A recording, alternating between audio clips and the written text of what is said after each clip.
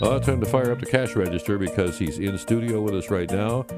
Yes, Professor Drew Blazsik, and Faith in Finance this morning, and a lot to talk about in the world of finance, especially from a Catholic perspective. Good morning, I want to say this real quick. After last week's segment, I got a text that said, "Shut up and let Drew talk." And I said, "Mom, that is no way to speak to your son."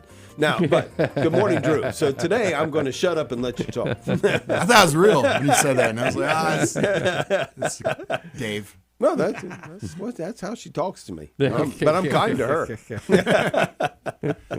Well, I mean, there's a lot of stuff going on, I would say, in the world of politics and economics.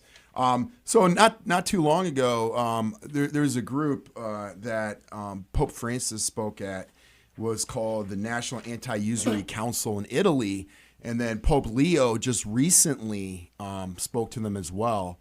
So, and I'll ask you guys' opinion. Who do you think he's talking about here? Because it's so difficult with usury when we look at different things.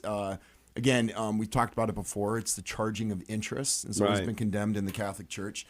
So, so he condemned usury as a grave sin in his comment. So, I mean, that's been, you don't really need a pope to say it because the councils have said it. Right. The church fathers have all said it.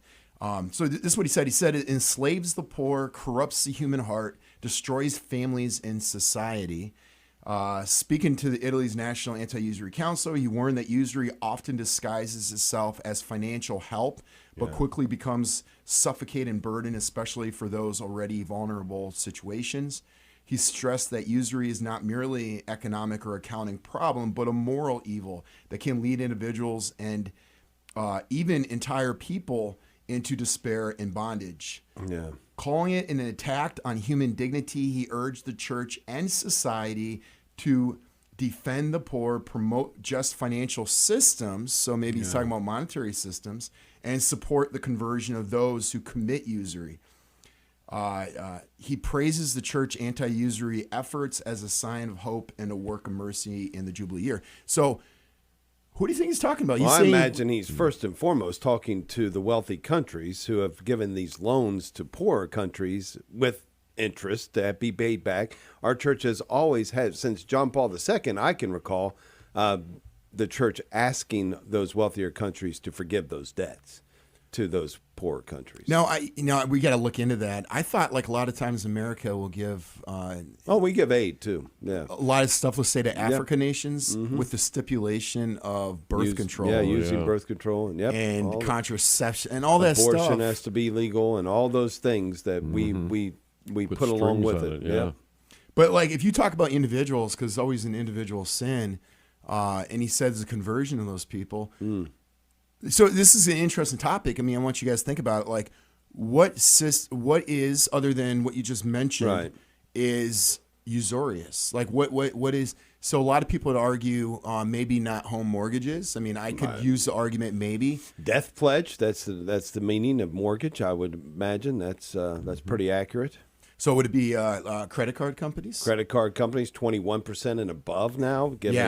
So I would say, come on. Oh, it's insane. And I think a lot of people use it because they think they have to get out of it. And I would just highly promote, when we talk about this stuff, is have a plan where you today try to save money. I know it's very difficult because things are tight and prices are going up. But if we could save money and be more prudent with our cash, that when we have to buy a car, when we have to buy certain things, we don't have to go in debt. And if we could use that money and we could be savers, that would, because we talk about we need to change the system. Yeah. The system would change if we all became savers and not go into debt. But here's the thing, too, Drew, and you have to include this. If I've got an IRA, I'm somehow invested into the stock market, I am making money off other people being charged high interest rates from some of the companies that I'm invested in. Yes, and so I'm gonna put them down. These companies, but at the same time, I'm going to be happy to get my nickel. Yeah. And I'm like, well, wait a minute. I can't do both. I can't participate fully in a system that is corrupt, and ours is in that way. I'm talking about the lending system. But yet I'm the one that's benefiting when I go into the stock market and just say, okay, here's my money. Now you, investor, go find the best places. Well, some of that is banking. So I think you were gone this one episode that self. Well, I mean, like I was here and I was gone, or I was literally physically gone. I don't remember if it was mentally. Because sometimes these guys Sometimes say, it's either "Dave, one. are you here? Dave, are you here?" And I'm like, "Yeah, I'm here. I'm here." So I got a quick little stories that you're totally 100% correct. So what can individuals do? I think we can become savers. That's important. Number two, we can when we purchase products, we got to be very cautious. There's that app coming out. It's not out yet. Called Buy R, I believe, that you can scan any product and it'll tell you who owns it. Oh, nice. So you can go to a privately held company and really promote local. And a lot of times you think there's a local business, but it's owned by BlackRock. Right. And this is going to tell us exactly who owns it. And then the third one was, I brought this up one episode, which was self-directed IRAs. So if you work for a company, instead of rolling your money over into a normal traditional IRA, which I have done, you could do a self-directed IRA, but you have to have a certain group that could do it. And you can purchase with that, and you don't get penalized. You could purchase a rental home. You could purchase a investment property or a business. You can invest in local assets with that money. Right. And here's a quick little story. I was at the cathedral, and I was talking to, I don't know how I got into the conversation. There's a gentleman there that, because I'm trying to find someone who would do that locally for people. Oh, yeah. And I really want to promote this idea and really study it. And he said he knows all about it. And he invests, and he said he promotes into more companies that aren't big. And then I go, what about self-directed IRAs? He goes, yes, we do that. Wow. That kind of thing. So I really want to have a relationship, a partnership with someone, and then that we could actually, just like you said, instead of invest in those big companies that we talked about that are doing the usurious things. I mean, that's what they're doing. Right. We could take into real assets, real things rather than just paper. And that's a Catholic thing. Or you could buy a farmland with your money. Right. And then you could actually have a for the common good, which is food. Yeah. For the local population, just stuff like that, or anything like that. You could have your money, your self-directed IRA, if you move companies, roll it over instead of into that, and you could remodel a house and make a nice property, make a profit on it. And you know what the great thing about that is? Instead of putting your money aside that no one knows what's going on with the money, that if we do this, that we can actually use our children to help to remodel the house, and it builds family, and then it builds work. Right. And you see your money, what happens to it. Yeah.